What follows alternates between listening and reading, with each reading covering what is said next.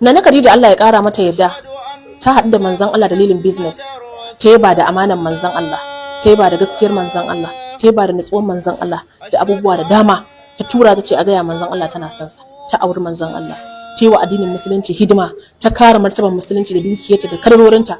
To don haka lokacin da ta yi Fati, Annabi sallallahu alaihi wa sallama yana zaune da suna na Aisha, sai ga wata mata ta yi sallama, sai manzon Allah ya miƙe yana murna, ya cin rawanin sa ya shimfiɗa, yana sururi, ya ga wani bako mai muhimmanci ya zo gurin sa. Sai na Aisha ce ya Rasulullahi wannan wace ce? Sai ya ce wannan kawar Khadija ce. Sai ta ce wace ce Khadija? Kishi sai ya kama ta. Sai Annabi ba ta amsa ba, sai shiru. Sai bayan bakuwar ta tafi, sai manzon Allah ya sallama a ɗakin ta, sai ta fito, sai ya ce ya Aisha kin tambaye ni wace ce Khadija? Sai Annabi ya ce Khadija ita ce matar da ta fara musulunta a mata, ita ce uwar ƴaƴana, ita ce wadda ta fara sawa na san mala'ika, ita ce wadda ta bawa addinin musulunci hidima da dukiyarta.